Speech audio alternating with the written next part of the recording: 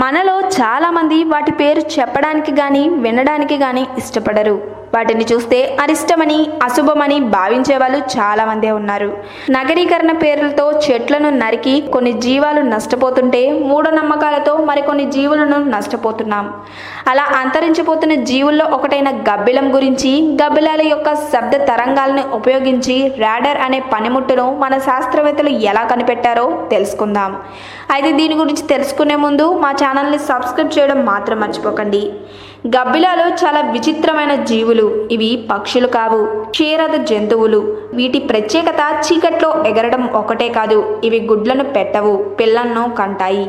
వీటికి పళ్ళు, చెవులు కూడా ఉంటాయి. క్షీరదాలలో ఎగరగలిగినది ఒక గబ్బిలం మాత్రమే. ఇవి దాదాపుగా 6 కోట్ల సంవత్సరాలుగా ఈ భూమి మీద నివసిస్తున్నాయి. గబ్బిలాలలో 2000 రకాలు ఉన్నాయి. ఇవి ఒక ధ్రువ ప్రాంతాలలో తప్పించి అన్ని చోట్ల కనిపిస్తాయి. 6 అంగుళాల నుంచి 6 అడుగుల వరకు నిడివిగల రెక్కలున్న గబ్బిలాలు ఉన్నాయి. వీటిలో చాలా వరకు గబ్బిలాలు పురుగుల్ని తింటాయి. ఇవి ఎగురుతున్న పురుగులను పెద్ద సంఖ్యలో తింటూ ఉంటాయి. వీటిలో పక్షులను తినేవి, చేపలు పట్టేవి, రక్తం త్రాగేవి కూడా ఉన్నాయి. కటిక చీకట్లో కూడా చెట్లకు, పుట్లకు, స్తంభాలకు గుద్దుకోకుండా ఎలా ఎగురగలుగుతున్నాయో చాలా కాలం వరకు శాస్త్రజ్ఞులకు అర్థం కాలేదు. అది తెలుసుకోవడానికి ఒక ఎక్స్పెరిమెంట్ కూడా చేశారు. పెద్ద గదిలో అడ్డంగా కొన్ని తీగలను కట్టి కొన్ని గబ్బిలాలను పట్టుకుని వాటి కళ్ళకు గంతలు కట్టి ఆ గదిలో విడిచిపెట్టారు. అవి ఏ తీగలనైనా తగిలితే 1 గంట మోగేటట్లు అమర్చారు. ఒక తీగనైనా తగలకుండా మామూలు వేగంతో సునాశయంగా తీగల మధ్య సందుల్లోంచి ఎగురగలుగుతాయి. ఎగురగలిగాయి అంటే కళ్ళతో చూడకుండానే గబ్బిలాలు దారి తెలుసుకుంటున్నాయని రుజువు అయ్యింది. కానీ ఇది ఎలా సాధ్యమైందని మన శాస్త్రవేత్తలు మరొకసారి చేసిన ప్రయోగంలో భాగంగా ఈసారి గబ్బిలాల కళ్ళకి గంతలు విప్పేసి చెవులకు బిరడాలు పెట్టి ఆ గదిలో వదిలిపెట్టారు. ఈసారి అవి సరిగ్గా ఎగరలేకపోయాయి.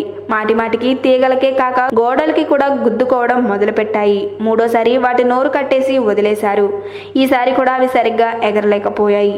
దీన్ని బట్టి గబ్బిలం దారి ఏ విధంగా తెలుసుకుంటుందో అర్థమైంది కదా. అది ఎగురుతున్నప్పుడు నోటితో సన్నని కోత వస్తుంది. ఆ కోత మామూలు శబ్ద తరంగాల కన్నా ఎక్కువ ఫ్రీక్వెన్సీ కలిగి ఉంటాయి.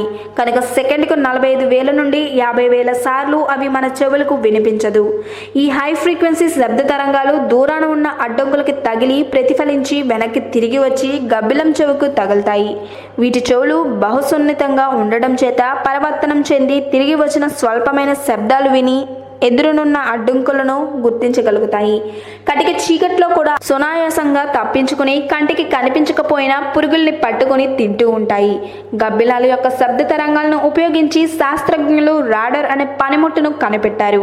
2వ ప్రపంచ యుద్ధ సమయంలో దీనిని కనిపెట్టడం జరిగింది. శత్రు విమానాలను బహుదూరంలో ఉండగానే పసిగట్టడానికి ఇది ఉపయోగపడింది. హై ఫ్రీక్వెన్సీ రేడియో తరంగాలను ఉపయోగించడం వలన ఎదురుగా వచ్చే విమానాలకు అవి తగిలి పరావర్తనం చెంది ఆ విమానం ఎంత దూరంలో ఉందో, ఏ దిశలో ఎంత వేగంతో ఎగురుతుందో తెలుసుకుంటారు. దానిని పడగొట్టడానికి అవసరమైన జాగ్రత్తలు ముందుగానే తీసుకుంటారు. ఈ వీడియో కనుక మీకు నచ్చినట్టయితే లైక్ చేయండి, షేర్ చేయండి. మరిన్ని లేటెస్ట్ అప్డేట్స్ కోసం మా ఛానల్ని సబ్స్క్రైబ్ చేయండి.